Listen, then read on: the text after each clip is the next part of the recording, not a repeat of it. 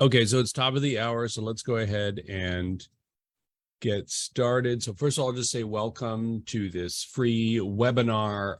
We're going to do what we did the last couple of weeks, which is take an academic text and break it down, look at some new vocabulary and that kind of thing, and learn strategy about approaching difficult texts.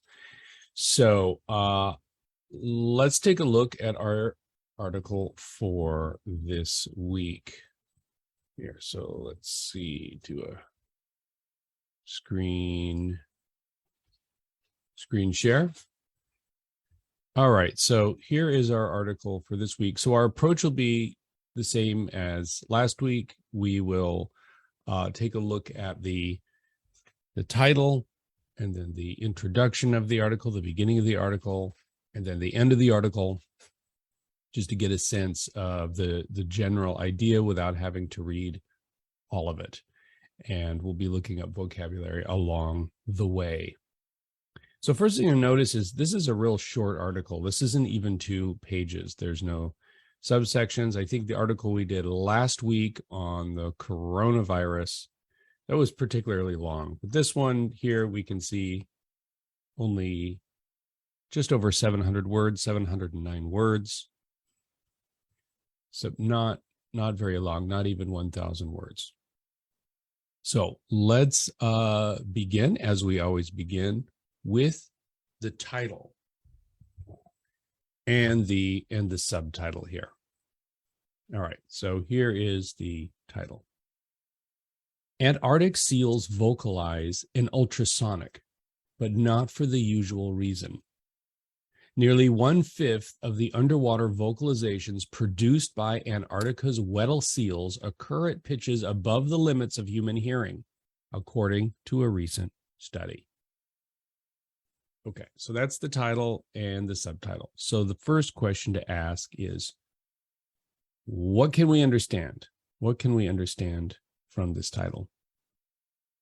So we have Antarctic, we have seals, we have vocalize, and ultrasonic.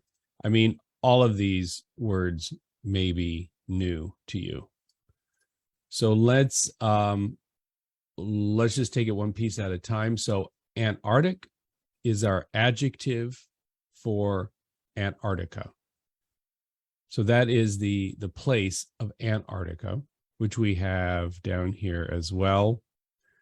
And we connect Antarctica with seals, and we have it here as well. So Antarctic seals. So a seal is, there we go.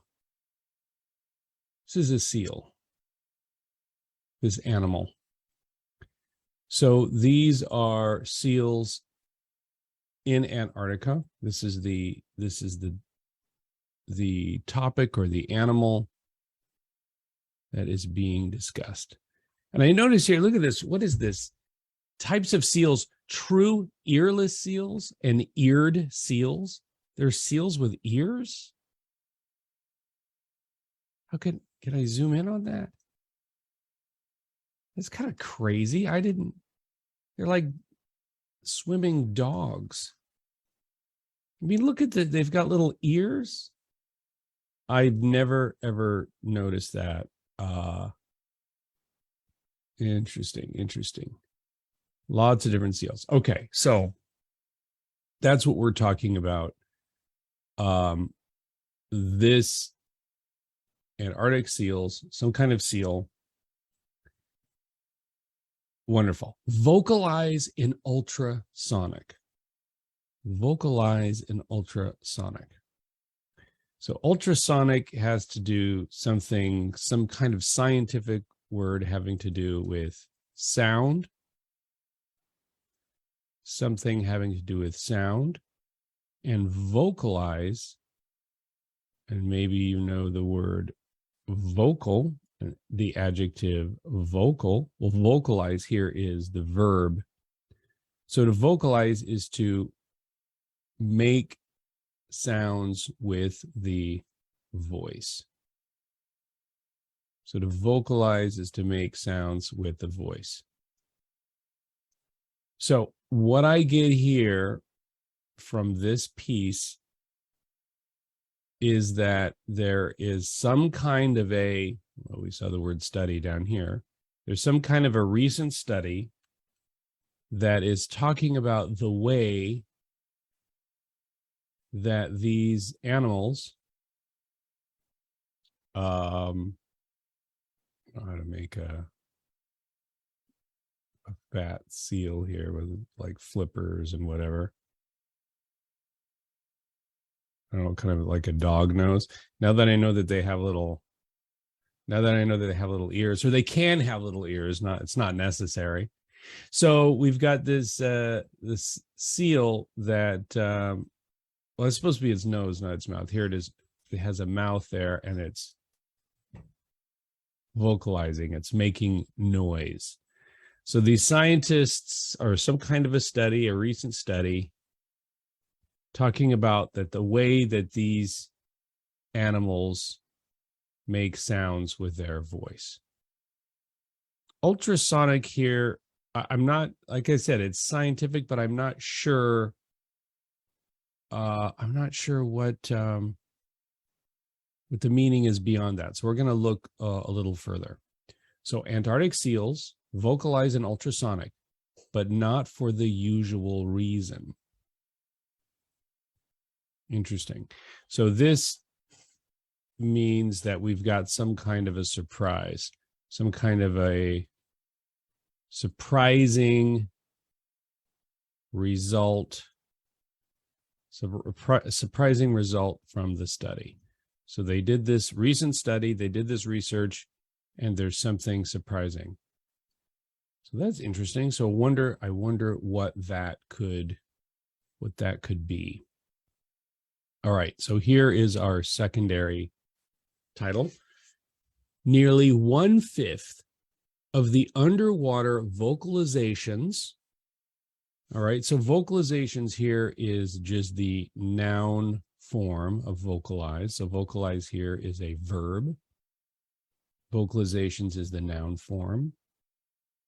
So nearly 1/5 of the underwater. So what is that? What's 1/5? 20%. So nearly 20%, nearly 1/5 of the underwater vocalizations produced by these seals occur at pitches above the limits of human hearing. Okay, above. So we have the word above here, and we have the beginning here, ultra.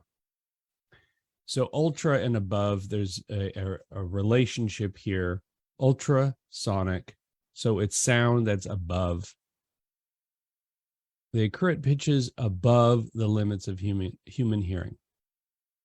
So they're making sounds. They're making sounds that we can't hear. And because it says above, we know that they're high, what we would call high-pitched sounds. So pitch. So let's look at, let's move that over there. Let's look at the word pitch. So in English, the word pitch has many different meanings. So we have pitch as a sports field. This is mainly used in the UK. In the United States, we just use the word field. But for example, football or soccer or cricket, we would call this the pitch.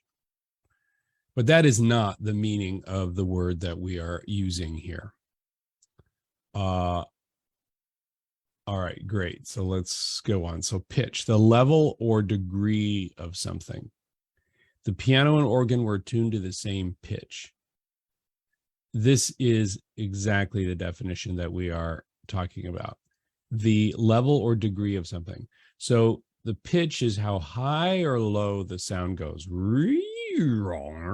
That's the pitch, up and down. The level of a feeling, this is not what we're talking about here, but has to do with intensity. A speech or act that attempts to persuade someone to buy or do something. Right. Okay. So to pitch is to make a sales pitch they talk about. A place in a public area where a person regularly sells goods or performs. Really?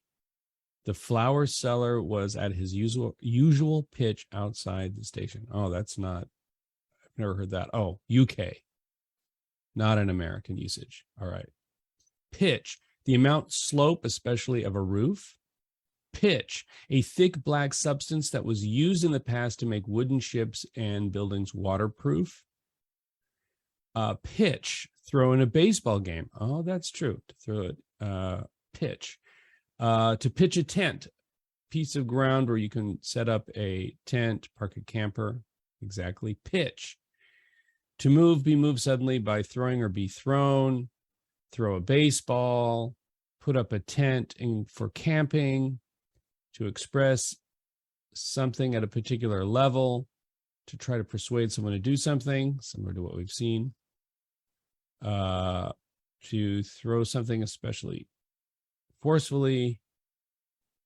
Fall something interesting. Look at all these definitions here. Several definitions. All right. So it's not necessary to understand all of these. It is necessary to understand only two things. Number one, the word pitch has a lot of different uses. Oh yeah, the phrasal verb to pitch in, which means to contribute or join or so contribute, or like if you volunteer to work on something, you may pitch in, add your energy, add your time to it. It's interesting. Okay, so but what I'm saying is you only need to remember two things. That number one, pitch has a lot of different definitions, so keep that in mind as you encounter it. And number two, that the definition of pitch that we're dealing with today has to do with the level or frequency or degree of sound. So nearly 1/5 or 20% of the underwater vocalizations produced by these seals occur at a pitch or a level above the limits of human hearing, be above the possibility of humans hearing these sounds. So these seals are making noises that we can't hear. They're making underwater sounds that we can't hear.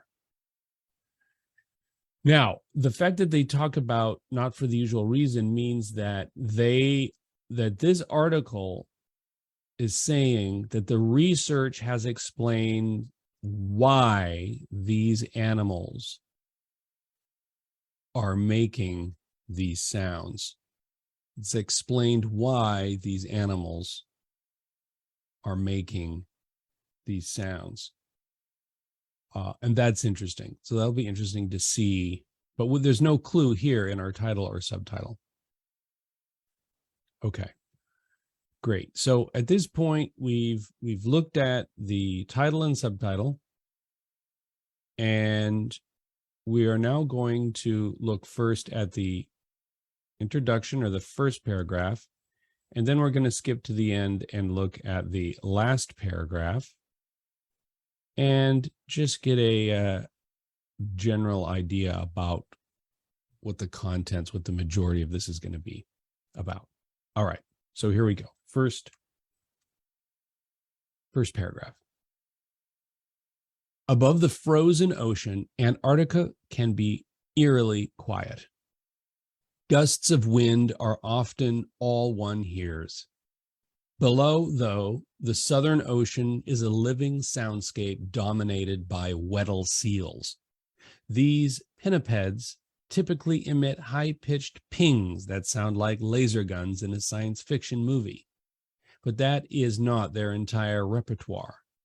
Research now reveals that a significant portion of their calls are at ultrasonic frequencies, high pitches well above the 20 kilohertz limit of most human hearing. Interesting, interesting. Okay, so this is our introduction. It's given us an idea of, well, kind of repeats what we see in the title. Okay, so let's take it one piece at a time. So we have this first sentence: above the frozen ocean, Antarctica can be eerily quiet. All right, so just kind of setting the stage. I'm interested in this word eerily, eerily. So we're going to put, that is an adverb, but we're going to go, we're going to take a look at the word eerie. So eerie means strange in a frightening and mysterious way. So eerie is less strong, it's less intense than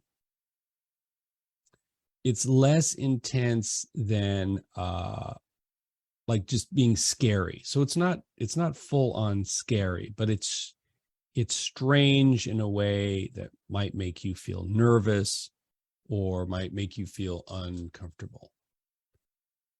So that's what we mean by eerie. And so eerily as an adverb here, eerily as an adverb. So it's not that it's entirely scary, but it's strange in a way that might feel a little bit scary.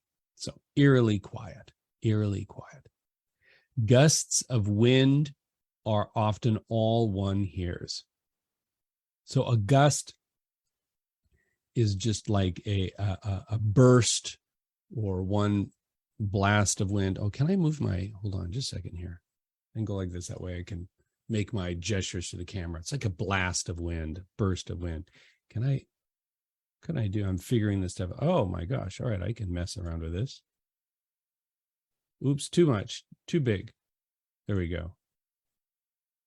That side, this side. All right. So, yeah. So a gust of wind, just like a burst of wind, a blast of wind, are often all one hears. Below, though, the Southern Ocean is a living soundscape dominated by Weddell seals.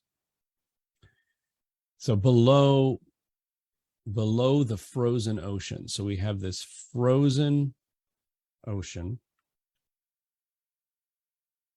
and beneath it, below the ice, is a living soundscape dominated by Weddell seals. All right. I want to talk about soundscape first. So soundscape, I don't know if it's exactly a real word.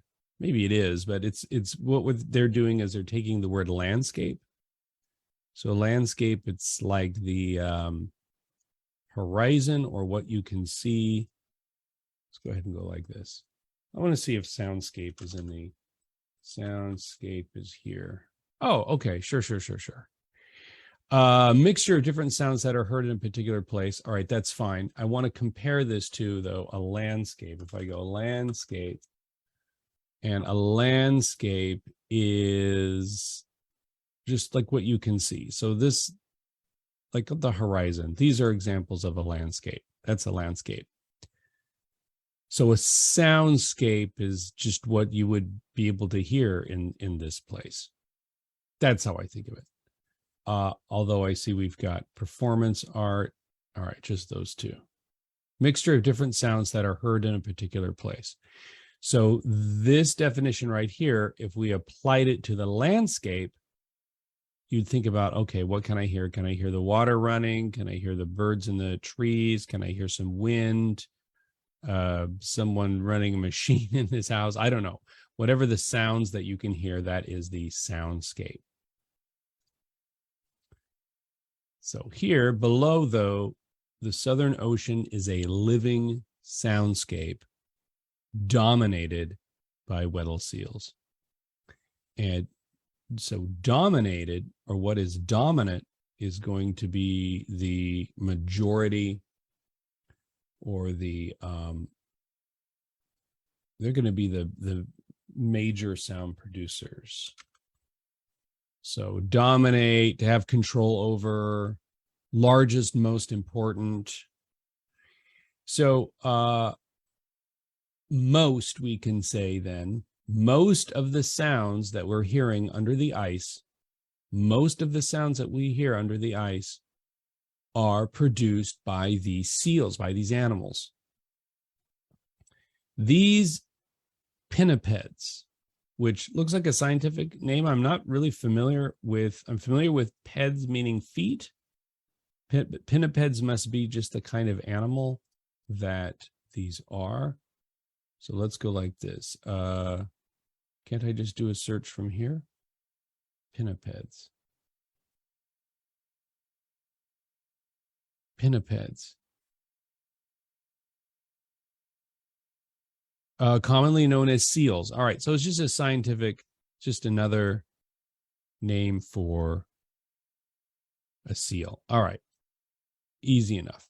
So a fancy name for seals. Pinnipeds typically emit high-pitched pings that sound like laser guns in a science fiction movie. So I'm interested in these words here, pings and emit. So they emit pings. Emit is a verb, and it just means that they're just sending.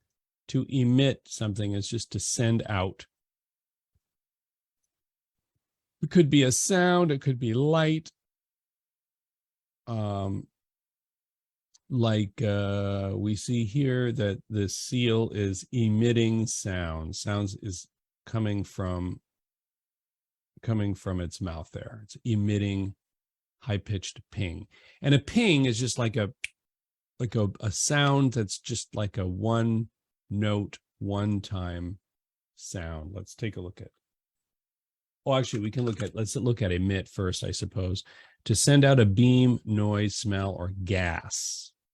All right. And then let's try ping. To make a short, sharp sound. Ping. Maybe like that. So these animals are making these little short sounds, and under the ice. So above the ocean, a frozen ocean, it can be quiet with gusts of wind. But below the ocean, we hear a lot of these little ping, ping, ping, ping sounds from the seals, these seals that sound like laser guns in a science fiction movie, which I imagine like in Star Wars, something like that, right? What if I did a search here? Oh yeah, Star Wars comes up immediately. So those kinds of, oh, what? Oh, I don't want to, oh, it adds the, okay, all right, okay. All right, let's not do that. Let's not do that. There we go. All right, great. So like in a Star Wars movie. Wonderful. But that is not their entire repertoire. This is not an English word. This is a French word. And a repertoire is like their for a musician or a performer, it is the range of things that they know how to do. So all the music plays that you can do or performer that you know. Repertoire. Okay, so the US, the UK pretty much agree with that. Okay, so great. All the music plays and dances. So they're using this word in not a literal way with the seals, because obviously the seals are not human performers, but they're saying that these sounds that we hear, these pings, are not the only thing that the seals, the only sounds that the seals make. Research now reveals that a significant portion of their calls are at ultrasonic frequencies, high pitches well beyond the 20 kilohertz limit of most human hearing. Okay, so this last sentence is just repeating the main idea of our title, that the research or the study or the scientists, we now know that these animals are making sounds that humans are unable to hear. And there's not, so significant here is important, or majority, or majority portion. So most, not most, I shouldn't say that. It's not most. Significant portion, because I guess we saw in the title it was only 20%, but it is a significant amount. It's not like, for example, 1% would be insignificant. But we're not talking 1%. We're talking 20% of their calls are at frequencies above what the human, it's interesting, it says most, beyond what humans can hear. All right. So that's it. We've looked at the title. We've looked at the first paragraph, and I think that we've got a good idea about the general topic. Scientists did research on these seals in Antarctica, these seals making noises under the ice, and the surprising, well, I don't know what was surprising here, but so two things that are surprising. Number one, it's surprising that 20% or 1/5 of the sounds that these seals are making, humans can't hear those sounds, ultrasonic. The second surprising thing, which we don't know the answer to, is why? Why are these seals making these sounds at such a high frequency? What is the purpose? What is the reason?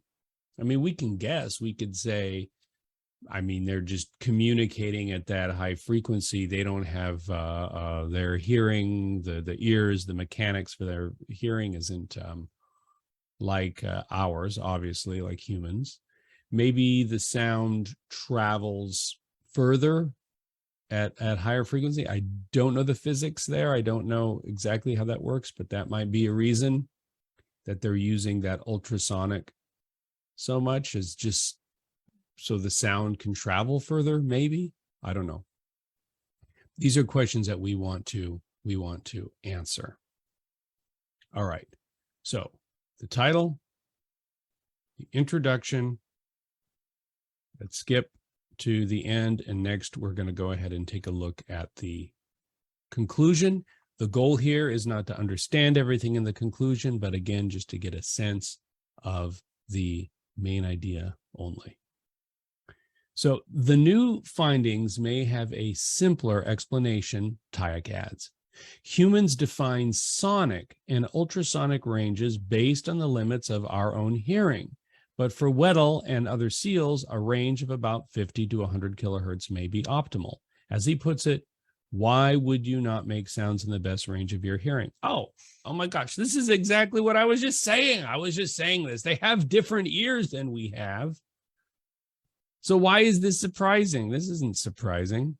And I wonder if it is having to do with how far the sound goes in the water. All right. Anyway, well, let's break this down. Tyack, I don't know who this is. It sounds like a scientist.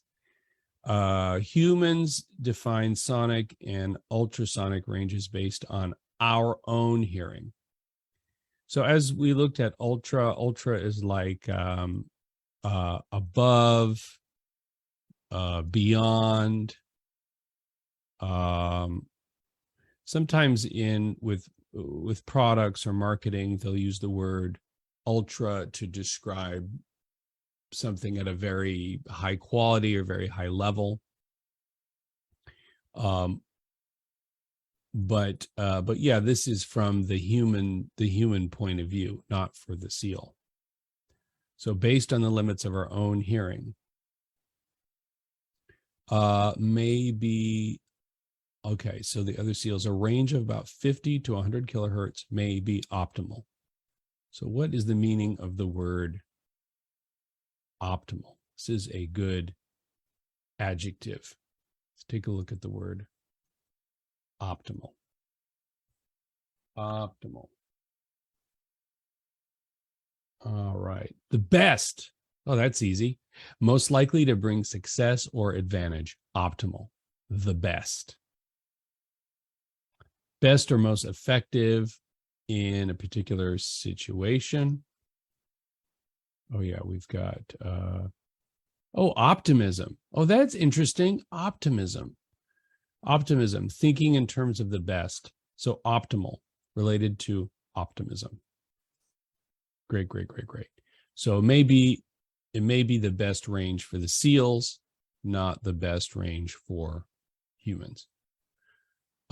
Wonderful, wonderful, wonderful, wonderful. There's no really other difficult vocabulary here in this conclusion. And so at this point, I think I want to just do just to skim the article, and we'll do this as we did it last time, which is about 30 seconds a page. So what we're going to do is we're just going to skim. I'll set my timer. And well, actually, we'll do it 30 seconds a half page. So it'll be 60 seconds. So we'll do it like this. We'll go like this. We'll go 30 seconds, 30 seconds, and then 30 seconds. So that'll be 90 seconds total. All right. So to remind you of how we do this exercise, we do not read straight through, starting with the first word, but let our eyes just dance around the page, looking for keywords, looking for things that just kind of add to the general idea. Now, I'm kind of curious about what the scientists decide the reason for these seals to make these ultrasonic sounds, what those reasons are. But that's not my main goal. My main goal here is just to get a sense of what we're getting here in this, just to see what's there. So let's go, like, let me zoom in a little bit more. All right. Maybe like that, maybe like that. Okay. Great, great, great. So I'm going to set my phone. So we'll go 30 seconds, half page, and we'll do that 3 times. And then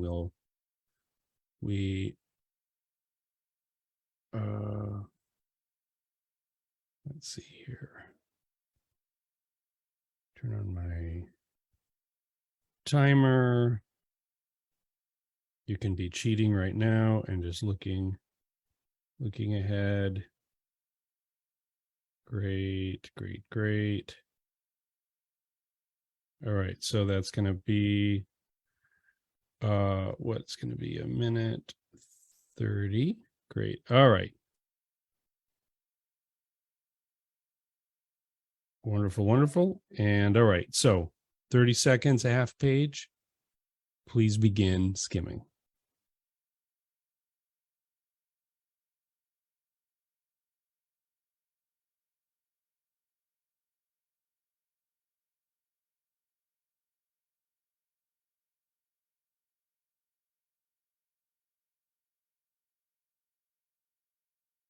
And remember, anytime you see something you don't understand or it's new, just skip it. You're just dancing around. You're just grabbing a word here, a word there. Don't read straight through.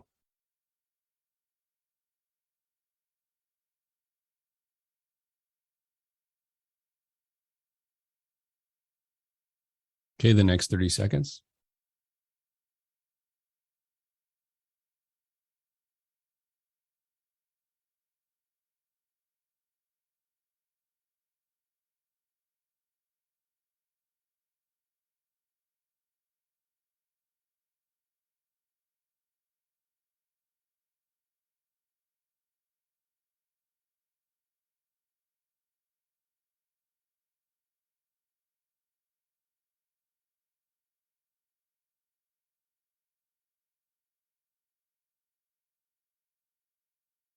And the last 30 seconds.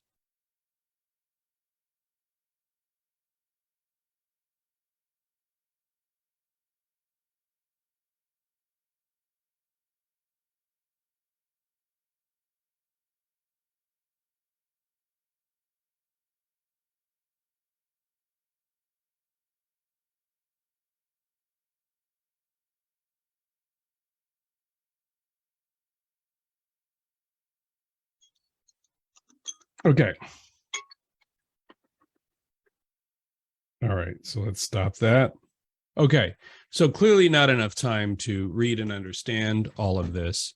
But just skimming around, we see that there's kind of a lot of official organizations, names of scientists. So a lot of information like that. We see that. So they're discussing what this team has done. I see things related to measurements, but not a clear. Here's another scientist, not a real clear idea. Here's another organization. The one thing that I noticed, so just looking around and saying, okay, they're just telling the story of how the researchers gathered this information and came to whatever conclusion they came to. But I did not see a single clear answer to the reason why the SEALs are doing this. I did see some language. We see this may, might, you know what I mean? So it's not like really conclusive if we've got language like may and might, like possibilities. So I'm not sure. I'm not sure how sure they are. I'm not sure how sure they are. That's my point. I did see this word kind of jumped out at me, echolocation. And for me, the reason why this word jumped out is because I know that this is a word that is related to bats. Actually, let's, for fun, let's just look at, oops, it'll get me true echolocation. Let's see. Well, then take away the highlight then, so I can get the word. Would be, there we go. Just let me get the word. I don't want to type it in. I don't want to have to spell this. Echolocation is a word made up of what's this doing? So echolocation is made up of echo and location. So we have location like a place. Echo is having to do with sound. You might know echo from if you go into the mountains or a canyon and you yell and you would hear your voice repeat, repeat, repeat, repeat, repeat. That is an echo. So echolocation has to do something with place and making a sound. But let's take a look at our dictionary. Echolocation. All right. A process in which animals, for example, bats, find their way, and we know what bats are. Right? No, not this kind of, okay, yeah. So there's a baseball bat, this kind of bat. Here we go. This guy right here. So I have to back all the way. Okay. That bats find their way in the dark by producing sound waves that echo when they are reflected off an object. So that's interesting that they would suggest that. Now, in our SEAL article, so maybe that is the answer. Maybe they're using echolocation. But again, we haven't read it. We don't know everything that's being discussed here. We're just having the general idea. So then if we decide that it would be interesting to break down the article further, then the next thing would be just to start breaking down paragraph at a time. How many paragraphs do we have here? 1, 2, 3, 4, 5, 6, 7, 8, 9. So 9 paragraphs. And then what you do is you would make your annotations here on the side of what the main idea is. So this looks like this introduces the scientist, maybe. This is, oh, look at that. Echolocation discussed right there. Interesting. So why do they make these sounds? Okay, true echolocation. Oh, what? With true echolocation ruled out. So to rule out means they decided no against it. But it's interesting they have this word true. Interesting. Okay. So that means they decide that it is not echolocation. Wow, interesting. So something about their research here. What is this? Something from a long time ago and other research. Living in darkness, low light vision. Oh yeah, okay, look at that. High frequency vocalizations travel shorter distance. Oh, shorter distances. All right, that's the opposite of what I thought. All right, interesting, interesting. Don't know what that's about. And another scientist giving their opinion. We have some quotes here. All right, and great. So if you wanted to dig in deeper into this, then you could choose to do that. But what we've done right here, we've done enough just by looking at the title, just by skimming it, looking at the introduction, looking at the conclusion. We have a sense of what the topic is. We don't know everything, but if we decided, hey, I want to learn more about why seals use high-pitched sounds in the Antarctic Ocean, then this would be a good place to look. All right, but that is enough for today, just as an introduction to this method and to the article here. So let me stop sharing here.